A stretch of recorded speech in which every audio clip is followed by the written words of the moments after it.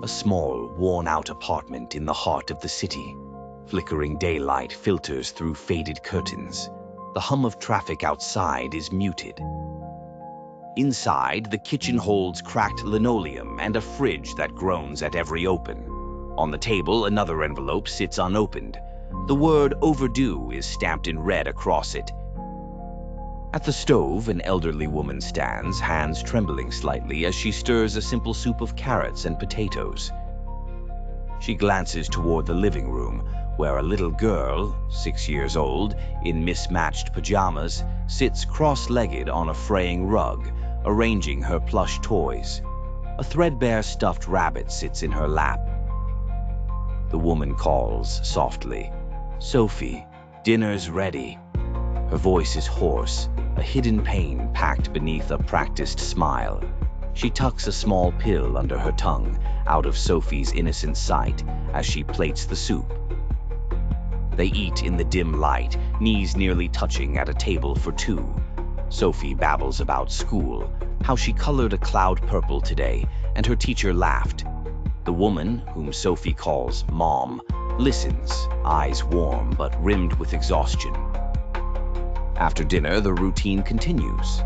Bath time, giggles echoing briefly, then pajamas and bedtime. The old woman sits behind Sophie, deftly braiding her thin brown hair. She kisses the child's head and breathes in the scent of Johnson's baby shampoo. The evening's ritual, their favorite bedtime story. The book's pages are worn, cover torn. They nestle together in bed. The woman opens the book, her voice a gentle melody. Once upon a time, in a faraway land.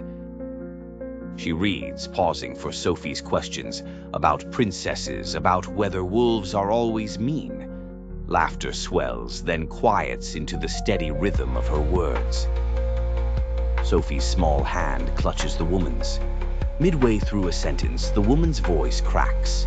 She blinks, struggling for breath. Her hand slips from Sophie's grip, book sagging to her lap. Her eyes flutter. The words hang unfinished in the air. Sophie frowns. Mom, finish the story." No response. Confusion at first, then raw, rising fear. Sophie shakes her. "Please, wake up." The silence is thick, suffocating. Red and blue lights reflect off the apartment walls. Paramedics, voices in a language Sophie doesn't understand. Neighbors hush her, ushering her to the corner. She clings to her stuffed rabbit.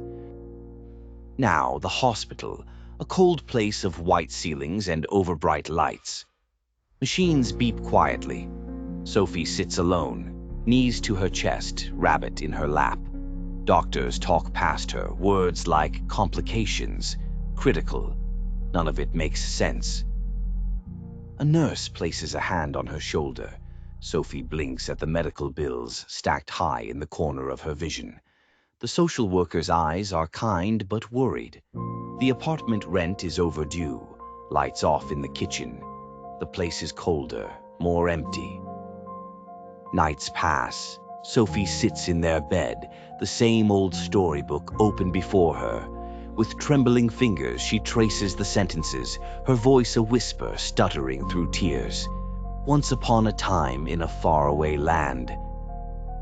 She tries to remember where Mom left off, reaching for her warmth, for the ending she never got.